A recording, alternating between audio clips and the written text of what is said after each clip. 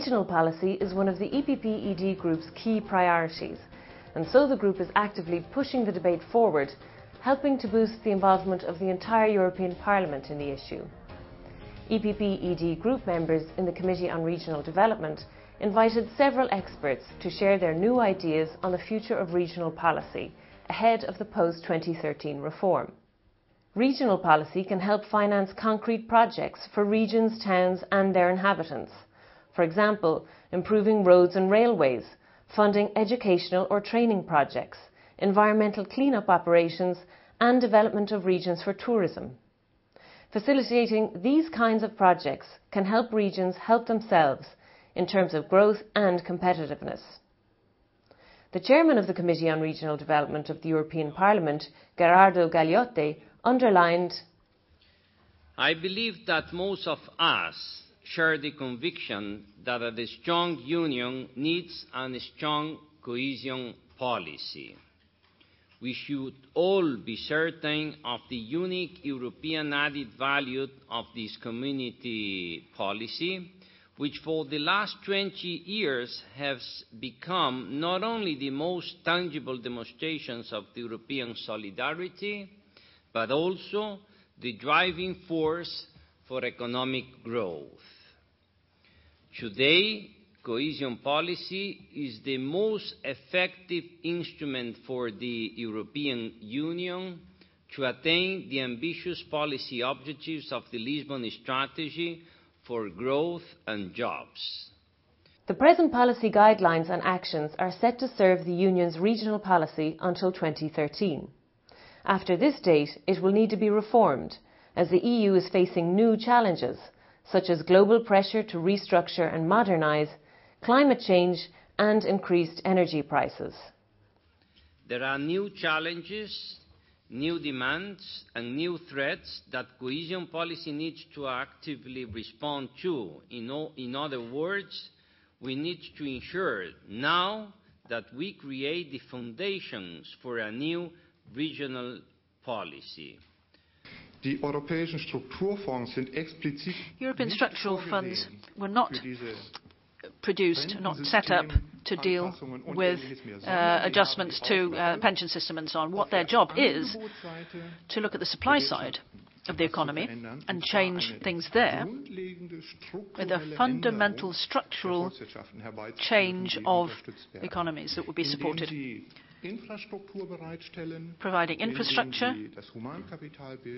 developing human capital, and supporting R&D. These are the challenges. How you do this in specific terms really depends on the level of development, which of course changes.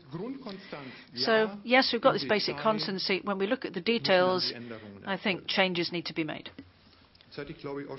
So I think that also dealt with the question of the ageing of the population as well. The tangible achievements of regional policy are numerous, and Mr. Steinacher, Speaker of the German Metropolitan Regions, also emphasised its importance for cities and the current correlation between urban and rural development. City regions are playing a greater role. And I think it's wrong to talk about the confrontation between urban areas and rural areas. I think that would be a false way of proceeding. I think we need to be working at cooperating with rural and urban regions. Metropolises become actors for regional development as well. In city regions, there are successful consortia which are formed from, the different regions, counties, cities, conglomerations, to work economies of scale, for example. The representative of the Committee of the Regions, Dr. Michael Schneider, referred to the fourth cohesion report, which evaluates the achievements of regional policy and proposes appropriate adjustments. The cohesion policy is one of the drivers of European integration. And for that reason, there's a basic acceptance of why, in future, in the enlarged European Union, cohesion policy must continue to play an important, a central role in overcoming reasons for lagging behind in economic terms and for strengthening economic and social cohesion. Now, maybe not everybody will see that as self-evident, and that is why I wanted to underscore it. The fourth cohesion report notes especially that the process of approximation of most of the new member states will have to go on for a number of years to come. Hearing the experts, Ambroise Gallec, the European Parliament's rapporteur, gathered valuable information and views for the drafting of his report, which will be presented to the House early next year. He underlined the high priority regional development is given in the new EU treaty.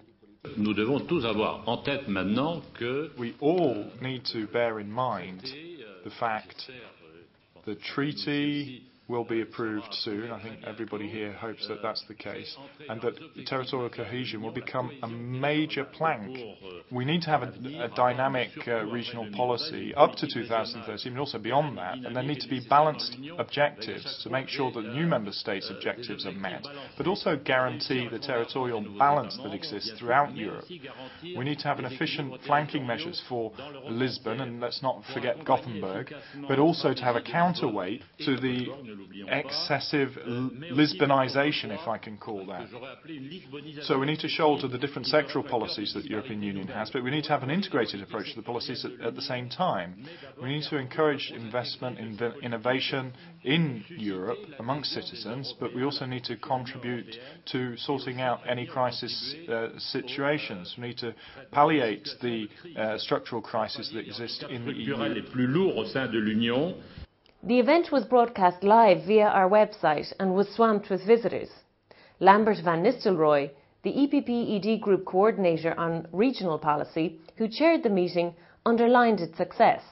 I know that this is a subject of great interest to everybody, and the EPP feels confirmed in the importance of this debate on the future of regional policy. We see now for ourselves how keenly this is followed by so many people.